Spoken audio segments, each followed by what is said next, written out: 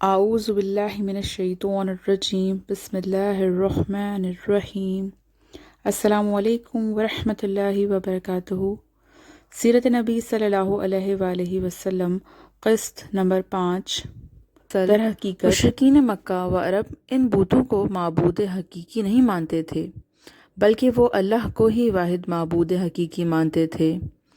وہ بتوں کو اللہ کی بارگاہ میں اپنا سفارشی تصور کرتے تھے، اور وہ ان بتوں کی تعظیم و عبادت اس عقائد کے ساتھ کرتے تھے کہ یہ ان کو اللہ سے قرب نصیب کریں گے۔ دوسرا، وہ تصور کرتے تھے کہ ان بتوں کو خدائی صفات میں سے کوئی قوتیں اور طاقتیں حاصل ہیں، لیکن بہرحال حقیقی رازق و مالک وہ اللہ کو ہی مانتے تھے۔ دراصل مشرک ہوتا ہی وہی ہے جو اللہ کو مان کر بھی پھر بھی اب اس کی ذات اور صفات یا عبادت میں کسی اور کو شریک کرے۔ ان مشرکانہ عقائد کا نتیجہ یہ نکلا کہ مشرکین مکہ بری طرح سے توہم پرستی کا شکار ہو گئے۔ وہ بات بات سے نیکی و بدی بدشگنی لینے لگے اور پھر برے شگن سے بچنے کے لیے کاہنوں کی خدمات حاصل کرتے تھے۔ اس طرح کاہنوں کا جنتر منتر اور ٹوٹکوں کا کاروبار خوب چمکا ہوا تھا۔ کاہن لوگ جنوں بھوتوں کی متعین ہونے کا دعویٰ کرتے اور لوگوں کو جھوٹی سچی غیب کی خبریں دیتے تھے۔ شرک و بت پرستی میں ڈوبے یہ عرب انتہائی درجے کے رسوم پرست تھے، اور جاہلانہ رسوم و رواج کا ایک طویل سلسلہ ان کے یہاں رائج تھا۔ ان کے بت پرستی اور تہمت پرستی کے نہایت مضحکہ خیز پہلو بھی مورخین نے بیان کیے ہیں۔ مثلاً سفر پر روانہ ہوتے تو ایک پتھر جیب میں ڈال لیتے، راستے میں اگر کوئی اور اچھا پتھر مل جاتا تو پہلے خدا کو جیب سے نکال کر پھینک دیتے اور نیا خدا کی پرستش شروع کر دیتے۔ اگر روانگی کے وقت پتھر ساتھ لے جانا بھول جاتے تو راستے میں جس منزل پر رکتے تو وہاں سے ہی 4 پتھر تلاش کرتے، 3 کا چولہا بناتے، چوتھے کو معبود بناتے، اور اگر کہیں پتھر نہ ملتا تو مٹی اور کنکر کے ڈھیر جمع کر کے اس پر بکری کا دودھ بہاتے اور پھر اس کے سامنے سجدہ ریز ہو جاتے۔ ذوق بت پرستی صرف پتھر تک محدود نہ تھا، لکڑی اور مٹی کے بھی بت بنائے جاتے۔ ایک مرتبہ تو بنو حنفی نے کھجوروں کے ایک ڈھیر کی عبادت شروع کر دی۔ اس اثنا میں قحط پڑ گیا۔ جب کھانے کو کچھ نہ ملا تو سب نے مل کر اپنے خدا کو ہی کھا کر ختم کر دیا۔ یوں خانہ کعبہ میں، جو زمین پر اللہ کا سب سے قدیم اور مقدس ترین گھر ہے، مشرکین کے ہاتھوں شرک و گمراہی کے گڑھ بن چکا تھا۔ اہل مکہ کے نزدیک سب سے اہم بت لات، منات، حزیہ اور حابل سمیت لگ بھگ 360 بت چھوٹے بڑے تھے جو حرم کعبہ میں نصب تھے۔ عرب ان کی پوجا بھی کرتے اور ان پر قربانیاں بھی پیش کرتے۔ حج کے دنوں میں یہ کفار و ضلالت کے مناظر بڑھ کر سامنے آتے۔ جب حج کو آنے والے ننگے ہو کر خانہ کعبہ کا طواف کرتے، بتوں کے آگے فال نکالنے والے، پانسے پھینکنے والے، نذرانے ماننے والے۔ غرض یہ کہ شیطانیت سرزمین عرب پر اپنی انتہا کو پہنچ چکی تھی۔ عرب قوم شرک و گمراہی میں پستی کی جس مقام پر پہنچ چکی تھی، اس سے آگے کوئی اور پست مقام نہ تھا۔ اب اللہ کی شان رحمانیت کی باری تھی، چنانچہ انہی مشرکین کے بیچ میں اپنے حبیب سرور عالم محمد مصطفیٰ صلی اللہ علیہ وآلہ وسلم کو پیدا کر کے شرک و کفر کے بت پر وہ کار ضرب لگائی کہ روح زمین کے چپے چپے پر توحید و وحدانیت کی روشنی چراغ روشن ہو گئی، کبھی نہ بجھنے والے کے لیے۔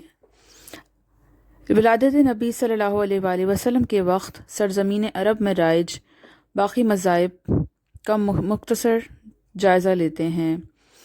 مشرکین حجاز و عرب کے قواعد اور بت پرستی کی تاریخ بیان کی گئی۔ اس قسط میں ہم آپ کو آپ صلی اللہ علیہ وآلہ وسلم کی ولادت مبارکہ کے وقت سرزمین عرب میں موجود دوسرے مذاہب اور ادیان کا ایک مختصر جائزہ پیش کریں گے۔ یہودیت۔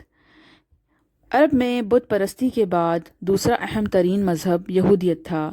یہ لوگ دو وجہ سے اس سرزمین میں آباد ہوئے۔ ایک تو اس لیے کہ حضرت عیسیٰ علیہ السلام کی پیدائش سے 500 سال پہلے جب بابل کے شہر بخت نظر نے فلسطین کو تاراج کیا اور تباہ و برباد کیا تو یہودیوں کے بہت سے قبائل جان بچا کر دنیا کے کئی دوسرے حصوں کی طرف بھاگ گئے۔ انہی میں سے چند قبائل عرب کی طرف آ نکلے اور خود کو یہاں محفوظ جان کر آباد ہو گئے۔ دوسری بہت اہم وجہ یہ تھی کہ یہودیوں کو توریت و زبور کی پیشن گوئیوں کی وجہ سے علم تھا کہ اللہ عز و جل ان قریب اپنا آخری پیغمبر صلی اللہ علیہ وآلہ وسلم سرزمین عرب میں مابعوث فرمانے والے ہیں۔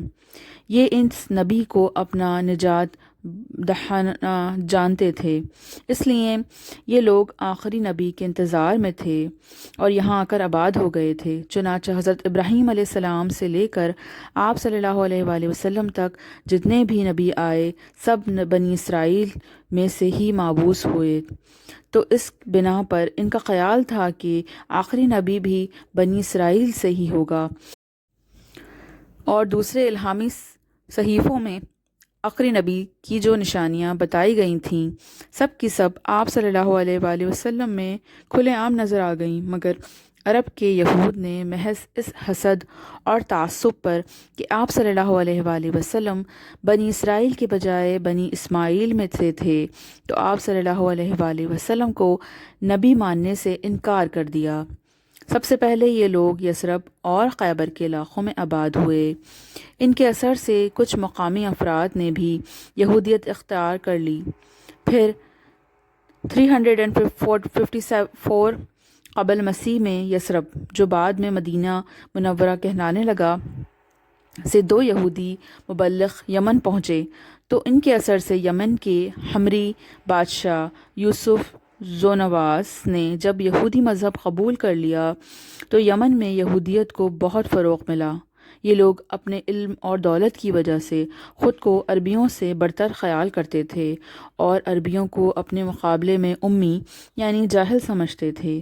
نسلی برتری کا شکار یہ تعصب قوم خود کو خدا کا چہیتا اور برگزیدہ تصور کرتی تھی۔ ان کا خیال تھا کہ جہنم کی آگ ان کو چند دن سے زیادہ نہیں چھوئے گی، حالانکہ یہ لوگ اپنے تمام تر اوصاف کھو چکے تھے۔ خود خوری اور ان کا شکار تھے، بے ضرورت توریت اور مذہبی احکامات میں تحریف کرنا ان کے ہاں عام تھا۔ مذہب گویا ان کے گھر کی لونڈی تھی، جسے جیسے چاہتے ویسے استعمال کرتے۔ چونکہ خود کو تمام اقوام سے بہتر جانتے تھے تو ان سے ہر قسم کا دجل و فریب اور ظلم جائز تھا۔ تاہم اپنی پوری دنیا پرستی کے باوجود مدینہ اور ارد گرد کے علاقوں میں ان کو الہیت اور خدائی علوم میں اجارہ داری حاصل تھی۔ ان کے اثر کا اندازہ اس بات سے لگایا جا سکتا ہے کہ مدینہ کے قبائل اوس و خزرج میں کسی کی اولاد نہ تھی تو وہ منت مانتے کہ بیٹا ہونے کی صورت میں اسے یہودی بنا دیں گے۔ عیسائیت۔ عرب میں تیسرا اہم مذہب عیسائیت تھا۔ حضرت عیسیٰ علیہ السلام سے کم و بیش 250 سال بعد روم کے عیسائی حکومت کے زیر اثر شام کی طرف کے عرب قبائل نے عیسائیت قبول کر لی۔ دوسری طرف ہیرا کے عرب بادشاہ نعمان بن منظر نے دین عیسوی قبول کر لیا، تو وہاں سے بہت سے لوگ عیسائی ہو گئے، جبکہ یمن میں بہت عیسائی مبلغین کی تبلیغ پر ہوئے۔ کچھ لوگ عیسائی ہوئے تو یہودی بادشاہ یوسف زونواس نے ان پر بے پناہ ظلم و ستم کیا اور پھر قتل کر دیا۔ روم کے عیسائی حکومت تک جب یہ خبر پہنچی تو قیصر روم بہت غضبناک ہوا۔ اس نے شاہ حبشہ کو، جو رومی حلقہ اثر میں ایک عیسائی حکمران تھا، حکم دیا کہ یوسف زونواس سے اس ظلم و ستم کا بدلہ لیا جائے گا۔ چنانچہ وہاں سے ایک حبشی نرسراد لشکر لے کر آیا اور یوسف ذونواس کو شکست دے کر یمن پر بھی عیسائی حکومت قائم کر دی۔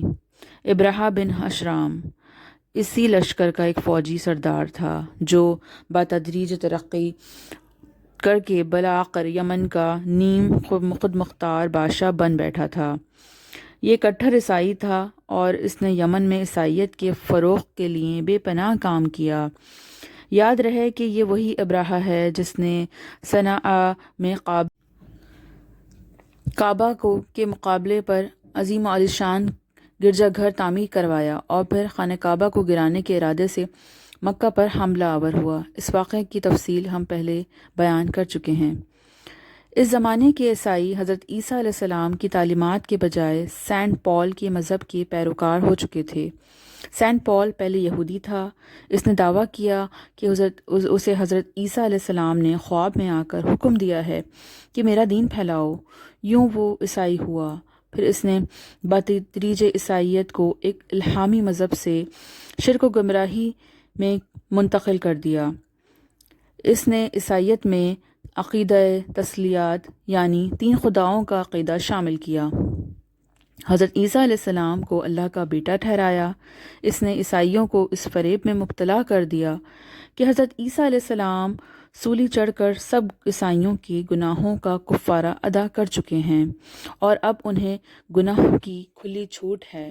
سینٹ پال کے زیر اثر عیسائی صرف پادری کے سامنے اعتراف جرم و گناہ کو ہی کافی سمجھتے ہیں، تاہم یہود کے مقابلے میں ان کی اخلاقی حالت قدرے بہتر تھی اور حق قبول کرنے کی صلاحیت سے بھی یہ لوگ بہرور تھے۔ اس بات کا اندازہ آج بھی لگایا جا سکتا ہے کہ آج بھی اسلام کی حقانیت جان کر مسلمان ہونے والوں میں یہودیوں کے مقابلے میں عیسائیوں کی تعداد بہت زیادہ ہے۔ آپ سب سے دعاؤں کی درخواست ہے، اللہ ہم سب کو دین حق پر چلنے والا بنائے، آمین ثم آمین۔ آئندہ قسط انشاءاللہ۔